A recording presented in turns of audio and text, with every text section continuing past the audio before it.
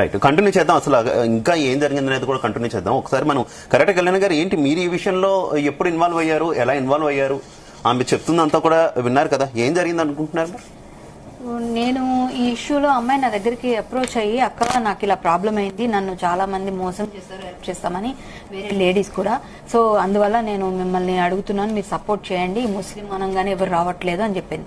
చెప్పంగానే ఏం పర్వాలేదమ్మా, నీ దగ్గర జెన్యూనిటీ ఉంటే మేము అందరం వస్తాము, ఇలాంటి కేసెస్ మేము చాలా చేస్తామని చెప్పాను.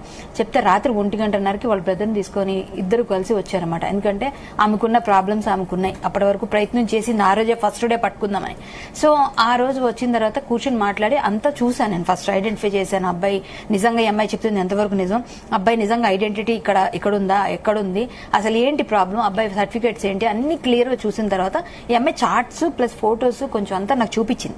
ఆ చూపించినాక నాకు క్లారిటీ వచ్చింది, వీడు ఖచ్చితంగా మోసం చేశాడు, ఈ అమ్మాయిని వదిలేసి ఇప్పుడు వేరే అమ్మాయి దగ్గరికి వెళ్దాం అనుకుంటున్నాడు, ఇలాంటి వేధవాళ్ళని వదలకూడదు, వీడు దానిలోనూ పాకిస్తానీ అని చెప్పాం. కానీ ఇంకా నాకు ఎలాగే ఇండియన్ సిటిజన్ కాబట్టి కోపం వస్తుంది మనకి, ఆటోమేటిక్ గా నాకు ఆబ్వియస్లీ కోపం వచ్చింది. వీడిని ఇక్కడ నుంచి పనిష్మెంట్ చేయించి పంపించేయాలి ఎలా అయినా. అయితే మనం గట్టిగా ఏంటంటే రెడ్ హ్యాండెడ్ గా పట్టుకోవాలి. రెడ్ హ్యాండెడ్ గా పట్టుకుంటే ఈజీ అవుతుంది. మేము పోలీస్ స్టేషన్ తిరిగామండి. పోలీస్ స్టేషన్ తిరిగితే పోలీస్ స్టేషన్ ఏంటంటే ఇప్పుడు కరెక్ట్ విరించి పక్కన ఉంది ఇది. ఇటువైపేమో మెహదీపట్నం వస్తుంది, ఇటువైపేమో బంజారాహిల్స్ వస్తుంది, బ్యాక్ సైడ్ ఏమో ఖైరతాబాద్ వస్తుంది. సో ఇవన్నిటి మధ్యలో మేము ఇరుక్కొని చాలా చాలా ఇబ్బంది పడి అన్ని పోలీస్ స్టేషన్ కాల్ చేసాం. సో ఒక సంజయ్ సార్ ఏమో ఏసీపీ గారు ఖైరతాబాద్, ఆయన సపోర్ట్ చేసి వాళ్ళ మొత్తం పోలీస్ అందరూ వచ్చి పంపించారు. ఇక్కడ బంజారాహిల్స్ ఎన్నిసార్లు చేసినా రాలేదండి ఎవరు కూడా. అప్పుడు మేము ఎన్ని రకాలు చేసి 100కి ఫోన్ చేస్తే, అప్పుడు చేస్తే మీరు ఇలా కాదమ్మా మీరు వచ్చి కంప్లైంట్ ఇవ్వండి అన్నారు. కంప్లైంట్ ఇస్తే వీళ్ళు వెళ్ళిపోతారు సార్, ఏం చేయమంటారు, మేము ఇక్కడే ఉంటే మీరు రండి అని చెప్తే అప్పుడు వచ్చారండి. వచ్చిన తర్వాత మేము రెడ్ హ్యాండెడ్ పట్టించాం ఆ అమ్మాయిని అబ్బాయిని. ఈ అమ్మాయి వెళ్లి పట్టుకుంది, వైఫ్ కాబట్టి as a wife with police protection తో వెళ్లి పట్టుకున్నాం. పట్టుకున్నాక అక్కడి నుంచి వెళ్ళిపోయారు. మీడియా ముందు మాట్లాడుతుంటే ఈ పిల్లవాడిని అక్కడి నుంచి లంగరాజు పంపించామని చెప్పారు. మళ్ళీ లంగరాజుకి వెళ్ళాను నేను. లంగరోజ్కి వెళ్తే రాత్రి 3 అవుతుంది, మేము కంప్లైంట్ రాసి ఇచ్చాము, బట్ అక్కడ అబ్బాయి రాలేడు, ఎవరూ లేరు, ఎక్కడో సేఫ్ ప్లేస్ లో పెట్టామని చెప్పారు.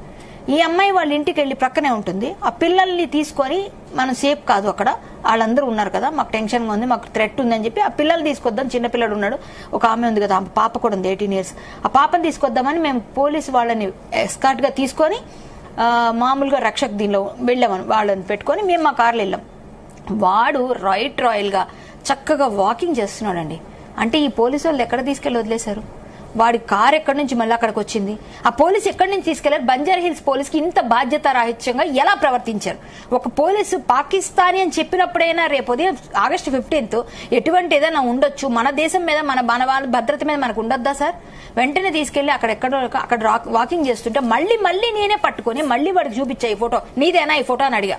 అంటే ఈ ఫోటో నేనే అన్నాడు. మరి ఈ అమ్మాయితో ఉన్నావు కదా, ఇప్పుడు పట్టుకున్నాం కదంటే కంప్లైంట్ ఎవరు ఇచ్చారు, ఇవ్వలేదు అంటున్నాడు అడుగు.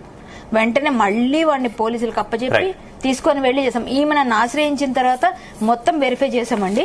ఈ వెరిఫై చేసిన తర్వాత చాలా మంది నాకు ఉదయం కాల్ చేశారు. కాల్ చేసి ఏమని చెప్పారంటే, అసలు పాకిస్తాన్ అని ఎలా మీరు చెప్తారు, మీరు అట్లా చెప్పొద్దు, అతను ఇక్కడ టోలీ చౌకీ బాయ్ అని చెప్పారు, టోలీ చౌకీలో పుట్టాడంట, బర్త్ సర్టిఫికెట్ ఉందంట.